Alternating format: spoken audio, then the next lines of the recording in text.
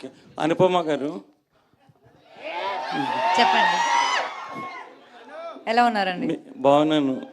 మీకు బాగా పాపులారిటీ పెరిగినట్టుందా ఆ నుండి డీజే టిల్లు వచ్చేసరికి, అదే టిల్లు స్క్వేర్కి వచ్చేసరికి?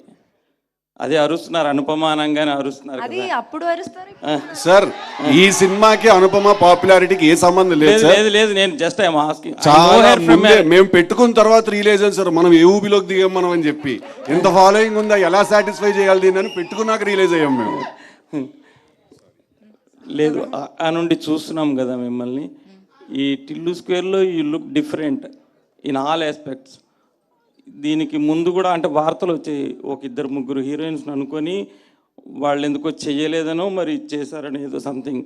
ఆ తర్వాత మిమ్మల్ని తీసుకున్నారు. అంటే మీరే జస్ట్ వాళ్ళు చెప్పంగానే మీరు ఒప్పుకున్నారు, లేకపోతే వాళ్ళు ఎందుకు మానేశారు ఈ సినిమా చేయడము అని ఎంక్వైరీ చేసి మీరు చేశారా? కాదు, అసలు నా దగ్గర సినిమా వచ్చింది, నాకు సినిమా నచ్చింది, నేను చేశాను. ఇప్పుడు సినిమా రిలీజ్ అవుతుంది, దీనిలో ఇవన్నీ ఎందుకు అని నాకు అర్థం కావట్లేదు. అవన్నీ నాకు తెలియదు, ఎవరికి తెలియదు.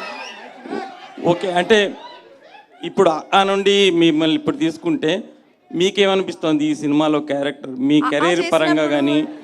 అంటే till now you did so many characters కదా బిఫోర్ టిల్లు స్క్వేర్. చేసినప్పుడు ఇది చేసినప్పుడు మీకు ఎలా అనిపించింది మీ కెరీర్లో?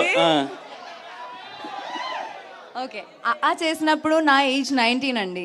నేను ప్రేమం అని మలయాళం సినిమా చేసి నెక్స్ట్ ఇమ్మీడియట్లీ చేసేది దాని తర్వాత నేను చాలా సినిమాలు చేశాను. ఇప్పుడు ఆల్మోస్ట్ 9 to 10 years అవుతుంది నేను ఇండస్ట్రీకి వచ్చి.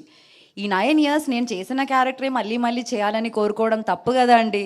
నేను కూడా హ్యూమన్ బీయింగ్ కదండి. మల్లిక్ గారు సార్,